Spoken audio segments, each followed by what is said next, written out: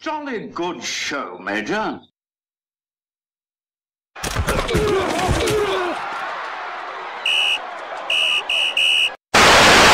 What's going on, TTC? Welcome to the Proper Conversation. It's a beautiful day here in Southern California. I'm just going to jump on real quick. This is a spur of the moment thing for me. I have to get on here and address this whole Eagle Speed situation. Actually, I think we're calling him Eagle shit, right?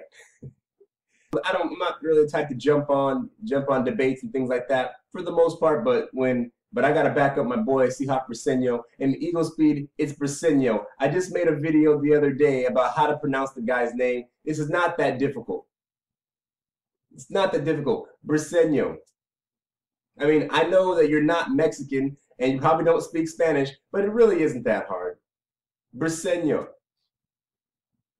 Look, I watched Eagle Speed's video. I didn't watch this video until after I watched Briseño's video. But Eagle Speed, I mean, if you wouldn't start taking jabs at the Seahawk fan base, in the Seattle sports culture, I probably wouldn't even be on doing this video right now. But as far as who has more time on their hands, that's all bullshit. We all have too much time on our hands. Otherwise, we wouldn't be on the fucking YouTube doing these videos in the first place. The Seattle Seahawks fan base, Eagle shit. How dare you? If anybody's a bandwagon fan, it's you. Now, I know you're a young guy. I'm not sure how old you are, but I'm sure you're not as old as myself. I'm 32, about to be 32. And Briseño, I think he's 33 or 34. So I know you couldn't have been a fan of whatever team you're a fan of for very long. Now, that doesn't necessarily make you a bandwagon fan. But I have learned that you do live in the greater Seattle area. And you're not from Philadelphia. So at the very least, that makes you, if you don't want to be called a bandwagon fan, we'll call you a transplant fan. Right? Why? Because in your day, your younger days, I suppose, Seattle wasn't that good of a team. So you decided to be a Philadelphia fan because you have family there. You said in your video yourself, you've been to the East Coast. You've been to Philadelphia a couple of times. A couple of times? You've been there a couple of times. So you have no vested connection with the East Coast or with Philadelphia or the Eagles. I got family in Chicago. I'm not a Bears fan. But you can be whatever. You can be a fan of whatever team you want to be, bro. But how dare you get on here and talk shit about the fucking Seattle Seahawks fan base? All right. You say that the culture in Philadelphia, their sports culture is so much better.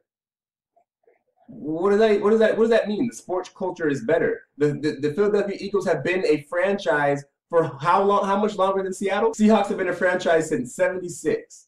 The Eagles have been around since 1933.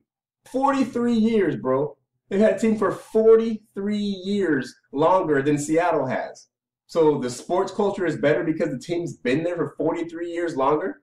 If you ask me, a team that has had a team for 43 years less but has such an amazing fan base as Seattle does, as the Seahawks do, I think that might be better.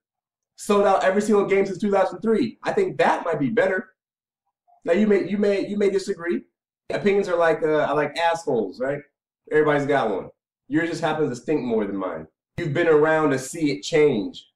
Well, what does that mean, bro? What does that mean? First of all, you talk about us using the argument that our stadium is the loudest, and you say that it's only because CenturyLink was designed to be that loud. Well, you may not know this piece of history. I know Briseño took you down took you down history lane, but here's another piece of history for you. The Seattle Seahawks, okay, it was the Seattle Seahawks fan base in the Kingdome, okay, that started the whole conversation about them throwing penalty flags on the home team, the home team's fans, because they were too loud. The Seattle Seahawks got that conversation started. It didn't end up happening, thank goodness. These guys are professionals. They should be able to play through that shit. But they were going to start throwing penalties against the fans because we were too loud. That was in the Kingdome, bro. That wasn't in Central East. That wasn't in the architecturally designed stadium for the noises to get funneled back down to the field so we can make the opposing team to give us an advantage over the opposing team. That was just the regular old Kingdome, the regular old Kingdome. So give me a break, bro. Your fucking Eagle fans will be able to make as much noise in the clink. Come on, man. Come on, man. I'm sure you have seen the fanhood change in Seattle, and that tends to happen with success. Okay, that tends to happen with success. I'm sure if you actually lived in Philadelphia, I'm sure you would have seen the fanhood change over there as well. You know, because they've been an up and down team. Matter of fact, with the culture that it is on the East Coast in general, the East Coast is a type of culture where you have to be doing shit right now. The East Coast is hustle and bustle.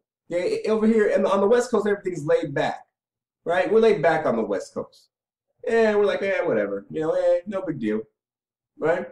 In the East Coast, people are like, what can you do for me now? What have you done for me lately? Hurry up right now, let's go. That's East Coast lifestyle. So if you ask me, East Coast life, when you have a down season or a down couple of seasons, people are more likely to fucking be like, fuck the Eagles. And then jump right back on when they're doing good because that's their style, you know? You can't do something for me right now, then I'm moving on without you. That's East Coast lifestyle, bro. Come to think of it, Philadelphia might have some of the worst sports culture. You know, some of the worst fans in sports. What pops into my mind is T.O. You guys destroyed T.O. You destroyed T.O. T.O. came to Philadelphia and was successful for a good amount of time. And then when he started to slide a little bit, you guys destroyed him. You guys they even made a fucking Carl's Jr. I think it was a Carl's Jr. commercial about you guys destroying T.O. I love the food. T.O. You suck, T.O. But the fans hated me. Hey, T.O. You guys destroyed T.O. And T.O. is widely thought as one of the best wide receivers ever to play the game. No, he had a traumatic downfall, but still, you guys destroyed T.O. So don't talk about bad fan base. Over here, we're like, hey, we got the Seahawks, that's our team. We sell out our games, bro. And Seahawks were saying it looks like a rat. I mean, you went so far is to even reference Ratatouille. You know, that just goes to show, you know, your how young you are. I think that's a testament to your age. So probably shouldn't even be out here beating up on little kids. But bro, I mean, you go talk about how people look, man. You look like a cartoon character. You look like a caricature of someone less fat and more attractive. And if you want to talk about how somebody speaks in fragments, you might first want to check your own grammar, bro. Contradictal is not a word. Contradictal? Go back in his video, the end of his video. He uses the word contradictal. I don't like you too. Like, you speak a lot of contradictal shit. I'm quite confident that's not in Webster. Contradictory, possibly, but not contradictal. Man, fuck the Eagles. All right, the Eagles will probably win 9 games this year. They probably win 9 games. Get out of here, bro. Hey, that's all I got, man. Fuck the 49ers. Go Hawks.